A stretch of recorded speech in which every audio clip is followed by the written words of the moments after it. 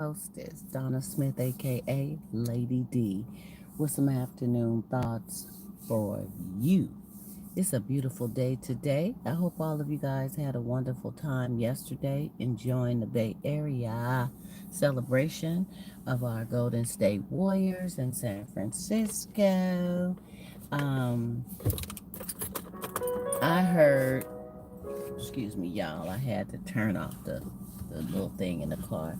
I heard that it was a lot of people there.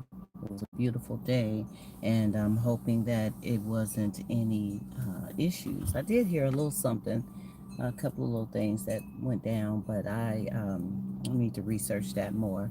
But anyway, today in the Bay Area, we're going to be hit with some very extensive heat that's going to rock the Bay Area, probably three digits, 100 plus in certain areas. Where I'm at now, I believe is in the late 70s, early 80s. Not too bad, a little comfortable, not too uncomfortable, but it's good. It's all right. And I'm gonna try to hold on to this video as long as I can, as long as it don't get too hot in the car while I am recording. But I'm always trying to shoot you guys with some kind of things that's on my mind that is in the moment, and usually of a grown folk nature, just bouncing some thoughts off about everyday life, situations, relationships, things of that nature. I was having a conversation with a few people today at the job in regards to being in a relationship and you're with someone and for a higher period of time. You're with someone, you live with them or you're not, but you're with them and there is a relationship basis and you decide to take it to a physical level. Not meaning physical laying hands whooping on each other, but clap clap physical. And you do that before marriage. Now, doing that before marriage, some would say is a big taboo because they have morals and they want to wait um, and do the right thing according to biblical terms and things of that nature. But then there's some who would say, I want to just go ahead on and do what I do because have a good one. I want to just go on and do what I do because I need to test the waters. I need to make sure that what I'm getting ready to embark upon is going to be worth my while for a lifelong commitment. And so they just refuse to hold out and wait based on wanting to taste the goods. And so, you know, it's a fine line. It's a fine line. I'm understanding that you do want to know what you meant to be with you, um, and you do wait, especially as far as morals is concerned. It's one of the best, greatest things you can give one another, and it ends up making more sense. It ends up being blessed in so many ways if you can hold out and wait, because you're both holding yourself for the other in the purest form, and you're getting to know all the other characteristics and uh, things of that person outside of the clap. So, and then far as morals, some just feel as though when it comes to their teachings and direction that the best thing for them is to wait because the blessings are not, altered in doing so.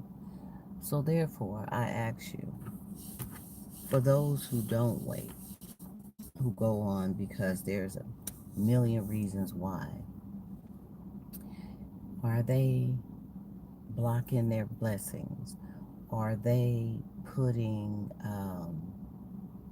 I don't know, poison into their union by doing so?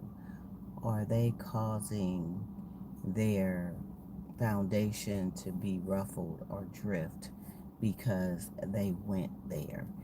And, you know, it probably is 1,001 arguments in regards to that. There are some who have went there and they still have been blessed with their unity, with their coming together, with their marriage. Um, they've come up in a lot of ways with one another. And then there's some who have waited and they get involved in a situation with someone and they wait until they are married. And it may have been a year that they waited, it may have been longer, but they end up waiting and then they get involved and boom, things don't work. I know for a fact that happened to someone. And I think it was a good year. They dated, they kept themselves out of risque situations. They both was focusing on their spiritual growth and things of that nature and building upon things um, in a great way as a couple before getting the clap involved. And I think the first couple of months after getting married, they ended up being with child. And then this is when a lot of the situations start to occur. The other person ended up becoming someone that they didn't even know they were. The violence, the drinking, the disrespect, the all this stuff which caused the marriage to be annulled in right under a year. So, in that case, you may question, well, what happened there? What they tried to do the right thing. They waited and come to uh, tell you, they ended up saying by them waiting, when they finally did get with the person and they did get with child and the attempts of trying to, start a family, that the first time of the clap and the second time of the clap, it was horrible. It was just a horrible experience. Now, I don't know if that union was not blessed from the gate. Um, Perhaps they chose incorrectly as far as being led to be with each other in that way. I'm not sure what that unique situation was about, but you have things like that that do happen. And, some will sit up and say, well, I waited all that time. I ended up going there with that person. I tried to do what was right. It didn't last. And then we ended up being horrible together in the bedroom. I just wouldn't, they end up saying I wouldn't do that again. Next time I'm going to have to test the waters first. So, I don't know. What's your thoughts about that, you guys? I mean, some will run around and say, ain't no way in HELL am I going to sit up there and date somebody for a year or two and not taste the honey, not clap, not at least once or twice. I mean, it's just not going to happen. They don't want to take the chances of being disappointed and wasting um, their lives with someone that they just not compatible in that way.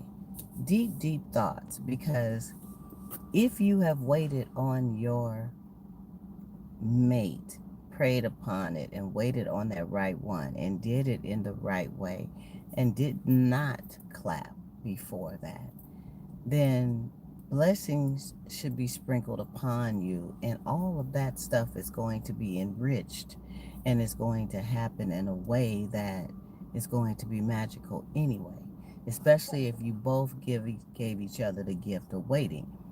Then you have the scenario of those who say, say for instance, you have one partner that is saying, mm-mm, no, I'm good. I love you. I care about you, but I'm not waiting. I'm not waiting until we decide to get married. We may decide to get married in a year or two, maybe 3. And I'm going to go out and do what I got to do. Now, if you want to do that, that's on you. But I can't wait like that. Now, some will just say it, or some will just do it and make you think that they are waiting, which is, deceitful.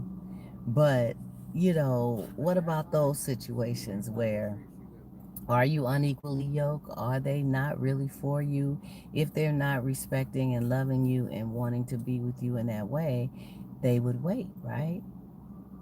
They would wait because all of that is going to come, and your relationship is going to be enriched, you know, if you do it the right way. Some may question, what is the right way? Who says it's the right way to wait a year or 2 or 3 before physically giving yourself to someone that you pretty much feel you're going to be with for a lifetime? Well, the Bible says that we shouldn't fornicate and we shouldn't commit adultery. So if you're looking at it in terms of a spiritual walk, you know that any type of fornication in any kind of way before marriage or whatever is sinful. It's not the thing to do. Then you have those who will question, no, one sin does not outweigh another. So therefore, um, they're on me about wanting to do this before marriage, but here they go defiling the body because they're smoking cigarettes and they're smoking weed and they're drinking all the time. So they're doing all these things, but it's wrong for me to want to clap before we say I do. No sin is greater than the other, right? So you have those who start pointing the finger and judging one another. It's not about judging one another. It's about morally doing the right thing for you. Hey, Sharon, what's up, sis? Morally doing the right thing for you and your direction and purpose with that person. Because we know when you're in a situation where you're doing the clap before the marital union, that is wrong. We are lustful spirits, beings. We have needs, wants, desires. We were put here on this earth to procreate, to do things of that nature. Not only us, but the animals, the birds, the bugs, the bees, everybody. Everybody, everything you think of, they are getting it on. Dogs, cats, whatever. So the thing is, yeah, girl, it's called the clap clap. So, you know, is it wrong? Is it wrong? Or is it right? Would you want to deal with someone for a few years and not test the waters, not know what you're dealing with, not knowing what alley you're trying to embark upon, and you're talking about matrimony with that person? Are you wrong? And those who go there and still be blessed with their union, it's some who went there before marriage and they've been married for 25, 30 years or more. And then it's some who didn't, and they got married and it didn't last a year. So what what is right and what is wrong? Just think about that. What is right and what is wrong in regards to the clap? What do you think? What works best for you when you are getting to know someone and perhaps you have a connection that is beyond whatever?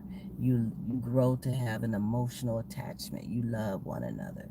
What better way to show your love than to express yourself in a physical clap form, right? So, is that wrong for you to desire or to go there and do that when you're not embarking upon marriage at that time? Perhaps marriage is something that you both see down the line. Perhaps you're a college student and you want to wait until you finish school and you get your career started. Perhaps you're a mature woman or man and you're at the point in your life where you don't want to do the marriage thing until you know, because you know that you want to spend your rest of your life with something that's going to be lasting and not something that's going to be here today and gone tomorrow. So, are you wrong? What would you do? Uh, Maybe I should ask. What? Hey, Miss Donna. Hi. How you doing? How y'all doing? Okay, gonna bring my baby some lunch. Oh, you bringing us some lunch? Yes. You I'm can up here. speak. I'm up here doing my video. Come on. This is the afternoon talk with Donna Smith on my video. Hi, baby. Okay. um. So yeah, you guys. Sorry, I'm sorry for the interruption. I got people. I'm out here on my lunch break, and I'm doing what I do. You know, I can't help myself, and I see people, and I gotta wave and hi and this and that. But yeah, like I was saying, better yet, what do you do? What are you doing? And do you feel a guilt behind doing it? Do you feel a guilt with not doing it or doing it? Now, I tell you about a scenario. There's a scenario where this person, they have been dealing with somebody. Take care, y'all. They they have been dealing with one another, and then they sit up there and they've been clapping maybe for a good year. They've been doing they clapping and such and such.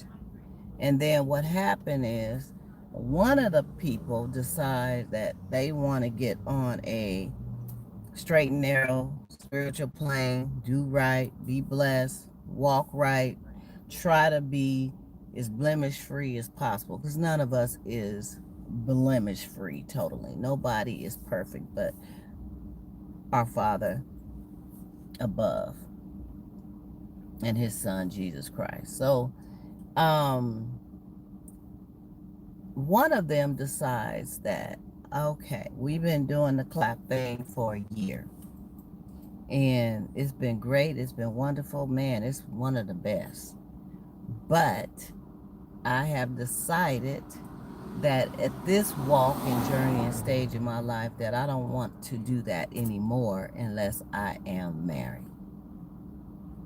So they come to the other person and they say, we got to stop this until we get married. Now, neither one of them is not quite ready for marriage. One of them kind of is the one that's saying it, but the other one is still wavering. So, but they're loving the fact that they're in this thing together. So they come and they say, I gotta cut it off. I can't, we can still kick it. You know, I love your company. I care about you. I love, doing things with you, but we can't do that part. So they cut out the spending the night with each other, anything that would lead to any kind of physical connecting, and that, they may have done a little lightweight kiss here and there, but that was pretty much it. But they cut off all the other physical clapping activity. So the person that said let's cut it off had to exercise a lot more strength and willpower than the other one that was even trying to. They were like, man, I can't do this. They tried at first, and then they were like, I can't do this. This is just too much. I've already tested the waters. And their argument was, had I not tested the waters and had we not clapped and went there initially, then like they say, you can't miss what you've never had. So their thing was, I wouldn't be in a mindset or a situation where I was sitting up missing it if I hadn't had it. But because you sprinkled me with it for a whole year and then you want to cut it off in midstream, they considered that being wrong. they considered that being, um, playing with their emotions and teasing them and, you know, just being totally off the rocker in in what I want to say. Um, I want to use a word. I just lost it, but inconsiderate. Yes, being inconsiderate, off the wall, inconsiderate about their feelings and needs, wants, and desires. So, in that case, I could see that being something really hard to swallow because you didn't initially. I feel as though if you're initially on that path and you come off to a person that this is what I want, this is what I need, I like you, I want to get to know you, but I'm not doing XYZ, then that person they have the opportunity to decide. Either they're going to get on the same page that you're on or they're going to move on. But when you've already went there and you determine that you want to stop going there, there's a lot of other factors that start to come into play where, a person starts feeling insecure, thinking, well, they must got somebody else. They got to be doing this because of somebody else. Why all of a sudden now? Why they didn't come at me like this before? What's going on? And you start to second guess the whole situation that you're involved with. So that's why it's better to put everything out on the playing field in the beginning if that's where you're at. And if that's where you're at, you cannot put yourself in situations where it's tempting. You cannot put yourself in situations where, you're testing the other person's strength and yours and this and that. Either you're in it this way or you're not. It can't be no waddling and swaying with that. You can't, today I'm this way and tomorrow, oh no, I don't want to be that way. I want to be that. No, it's no in between. And if you are battling with the in between, then perhaps you need to just fall back totally from even dealing with anybody on that level until you get yourself right, and decide what it is you really can deal with. Because another big question is, sometimes it's easier to talk a good talk, but harder to walk a good walk.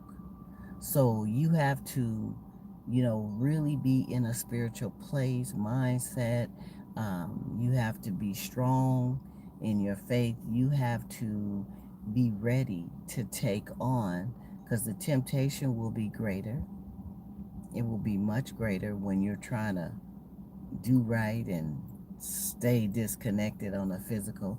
And then you may also lose connections with certain people because some people are just not going to deal with it. It's going to be like, okay, bye, girl, bye, boy, bye. I can't do it. Then you're going to have those that's going to truly respect what you're trying to do.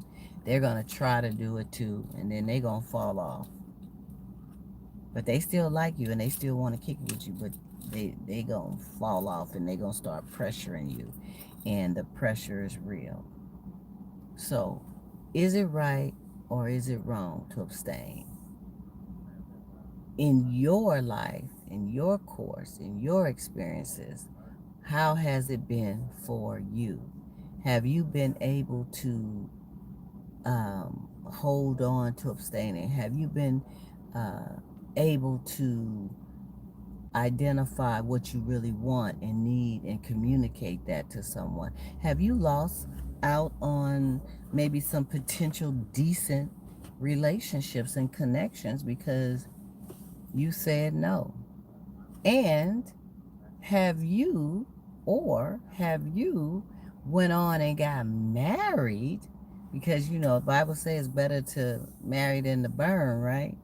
So because you was burning and the physical was overwhelming and you wanted that clap to kind of seal your whole situation, did you go on and say I do just because morally you wanted to do the right thing? And would that be the right thing? I would say if it's getting to the point where you both morally want to be on the right course and be blessed in the right way, then you come together and you make it happen. Get married. Go on and do it. And then you both will be on the same page. You will be yoked. You will be as one. You'll be walking the same walk, talking the same talk. Okay? Just do it. If you see that person being a lifetime mate, someone that you love enough to want to commit and spend your life with, because commitment, love, and loyalty, and all that trust and all that stuff is greater than the physical anyway. All that's going to come into place. That's why if you already know off the bat that this has been the person that has been brought to you, that is for you, you got a lifetime ahead with that person anyway, or you're going to have a lifetime of physical anyway. So, therefore, if they end up saying that they want to wait until you get, it ain't going to be no, okay, that's what you want to do, boo. That's what we going to do. And you ain't gonna be out there looking for nothing else. Now, some say men find that hard to do. They find it hard to shut it down and wait and be faithful and this and that. That's why a lot of them just get married or they fall off. I mean, I don't know. I'm not a man. I'm speaking from a woman's perspective. I know from a woman's perspective, when we're on that page and playing where this is what we want, this is how we need it, and we are solidly trying to do things in the right way, then we're going to let it be known. We want someone to complement that. And if we need to get married to make that happen and we love one another, then that's what we're going to do. And if the man came to us saying that this is what he wanted to do and we were faithful and loyal and loved him, then we're not going to go out there looking for nothing else. We're not going to do that. We're going to be totally, because you're going to feel like in a lot of ways you have a prize. In a lot of ways you have somebody that's morally coming correct, that is spiritually on a certain plane, and that's not all about the physical. It's refreshing to know that a person is not all about the clap, that there's other things that is way more important. So if you have to wait, you have to wait. So, what do you guys think? Is it right or is it wrong to do the clap while you're involved in a relationship before marriage so that you can connect, or to wait until marriage and then coming together in the right kind of way? So this is your girl Donna Smith with your afternoon thoughts today, and it's like, hey, clap or not to clap? What should it be? And don't forget, you guys, check me out. My new single is out. P bling bling bling Y talks. PY talks. PY talks. It's on CD, baby. It's digitally everywhere. iTunes, Amazon, Rhapsody, iHeart, everywhere. Just Google it. Donna Smith. P blank blank blank Y talks. Okay. Poetry and music at its finest. Get yours today. You guys, I'll see you tomorrow. Have a wonderful day. Stay hydrated. Stay cool. Mwah.